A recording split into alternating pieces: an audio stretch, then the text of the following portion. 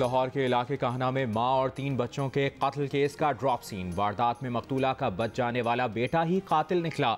आला कत्ल भी बरामद। पुलिस के मुताबिक अली जैन ने पबजी गेम खेलते हुए अपनी वालदा, भाई और बहनों के सर में गोलियां मारकर इंतहाई बेदर्दी से कत्ल किया। मुलजिम 4th ईयर का तालिब इल्म है। वाक़े के रोज़ निचली मंजिल पर होने की वजह से बच जाने का ड्रामा करता रहा। वाक़या 19 जनवरी को पेश आया था।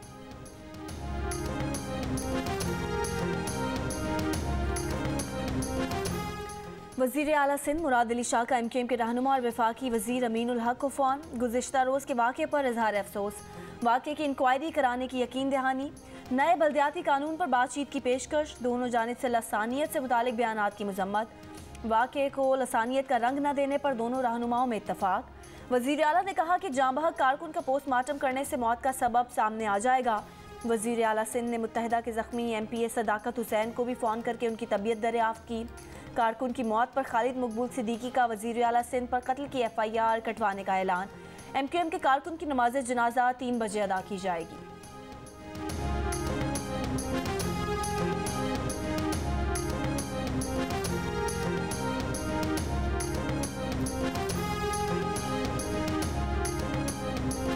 वज़ीर इत्तलात सिंध सईद गनी कहते हैं कि MQM की क़यादत को बता दिया था कि रेड जोन में ना जाएं, लेकिन बात नहीं मानी गई।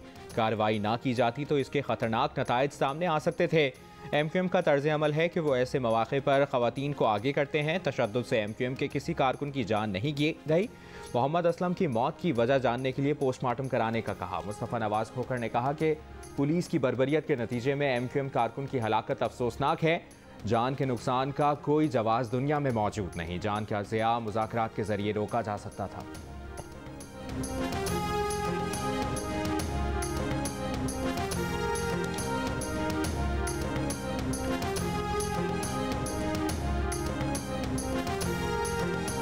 वज़ीर आज़म इमरान खान का कहना है कि कोई मुल्क कानून की बालादस्ती के बगैर तरक्की नहीं कर सकता।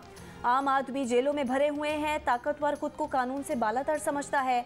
आम आदमी को इंसाफ की फराहमी और ताकतवर को कानून के दायरे में लाना हुकूमत की तरजीह है। वज़ीर आज़म का इस्लामाबाद में फौजदारी कानून और निज़ाम इंसाफ में इस्लाहात की इफ्तिताही तकरीब से खिताब।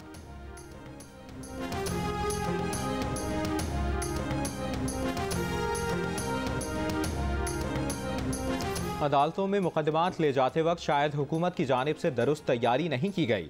शहजाद अकबर के इस्तीफ़े और वज़ीर आज़म की उनसे नाराज़गी की वजह नवाज शरीफ को वापस लाना ही नहीं है, बल्कि हम पैसे भी वापस ना ला सके। वफाकी वज़ीर दाखिला शेख रशीद अहमद का बरतानवी मीडिया को इंटरव्यू। कहा, वज़ीर आज़म इमरान खान और फ़ौजी क़यादत में कोई इख्तलाफ नहीं। फ़ौजी क़यादत का फ़ैसला है कि वो मुंतखब हुकूमत के साथ खड़ी रहेगी। हुकूमत और इस्टेब्लिशमेंट की सोच में फ़र्क हो सकता है, मगर ऐसा नहीं कि वो एक सफ़े पर ना हो। मुल्क का फ़ायदा इसी में है कि इस्टेब्लिशमेंट और इमरान खान एक सफ़े पर हों।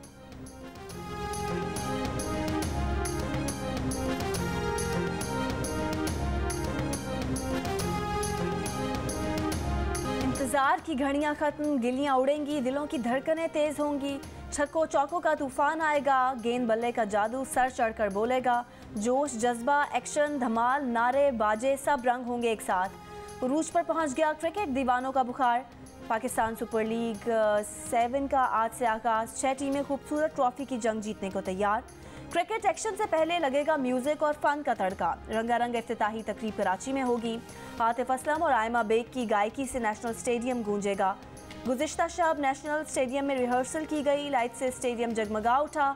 इफ्तिताही तकरीब के लिए पैराग्लाइडिंग शो रिकॉर्ड किया गया। 3 गैर मुल्की पैराग्लाइडर्स भी मैदान में उतरे। बरतानवी फुटबॉलर माइकल ओवन भी तकरीब में शिरकत करेंगे।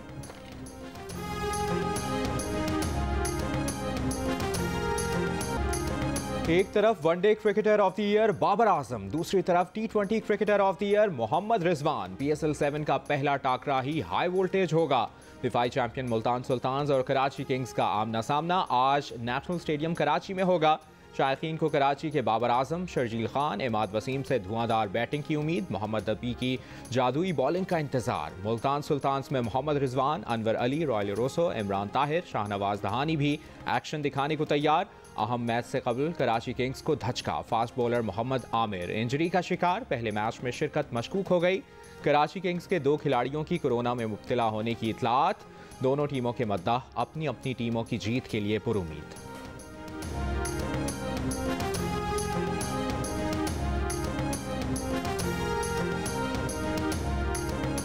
मुझे तो शाहनवाज धानी बहुत पसंद है और मैं मुल्तान सुल्तान को सपोर्ट करूँ। बाबर आजम बेहतरीन है, वर्ल्ड नंबर 1 प्लेयर है और वो रीढ़ की हड्डी है कराची किंग की और इंशाल्लाह कराची ही जीतेगा। ये मुल्तान सुल्तान पहले भी चैंपियन बन चुका है, इंशाल्लाह अभी चैंपियन बनेगा। साबिक म्यूनसिपल कमिश्नर करंगी मसरूर मेमन ने पेट्रोलियम कंपनी के नाम 1 करोड़ 98 लाख के जाली बिलों पर दस्तखत किए। रकूम उमैर एसोसिएट्स और दीगर जाली अकाउंट्स में ही डाली जाती थी।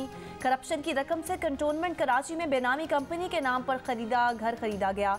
शरीक मुलजिम शफकत पहले ही नैब के साथ प्ली बार्गेन कर चुका। जाली बैंक अकाउंट्स केस में नैब ने मुलजिमान की गिरफ्तारी की वजूहात अदालत में जमा करा दी। तीनों मुलजिमान के 14 रोज़ा जिस्मानी रिमांड की इस्तदा मंजूर।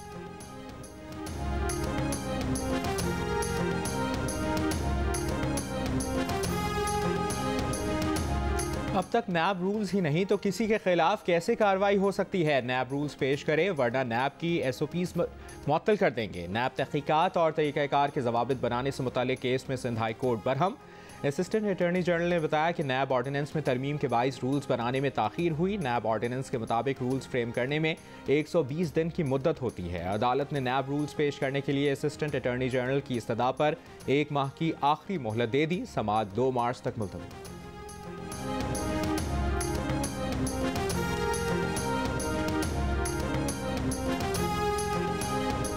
का फॉरेन फंडिंग केस का रिकॉर्ड सामने लाने का मुतालबा। तर्जुमान मरियम औरंगजेब कहती हैं कि शौकत खानम डोनर्स को बतौर party donor scrutiny committee report में डालना खौफनाक इंकशाफ है। 35% डोनर्स ने PTI को चंदा नहीं दिया था। इमरान साहब ने शौकत खानम के चंदे को सियासी फंड्स में बदल कर जुर्म किया। इलेक्शन कमीशन की फॉरेन फंडिंग केस की समाअत लाइव दिखाई जाए।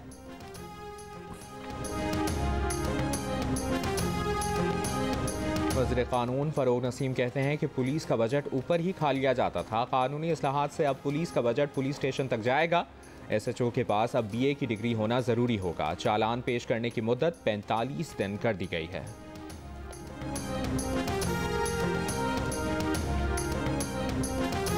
मुल्क में कोरोना का फैलाव जारी। 6 शहरों में कोरोना टेस्ट मुस्बत आने की शरह 20% से ज़ायद हो गई।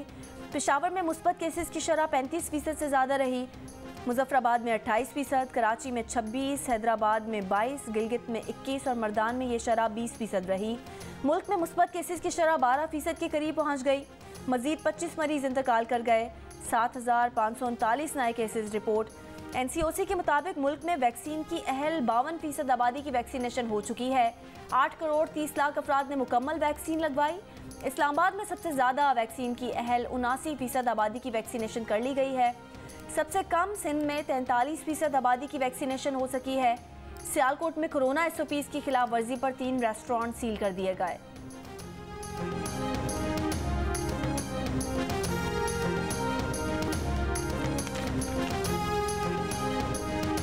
और ब्रुनाई के सुल्तान की बेटी की शादी की तकरीबात। कौमी नेटबॉल टीम की कप्तान शहजादी ने शादी के दिन अपनी सौतेली माँ के जेवरात पहने। सुल्तान की रिहाइशगाह पर होने वाली शादी की तकरीबात 1 हफ्ते जारी रहेंगी। 1700 कमरों पर मुश्तमिल महल को खूबसूरती से सजाया गया। महल के हॉल में 5000 मेहमानों के बैठने की गुंजाइश है।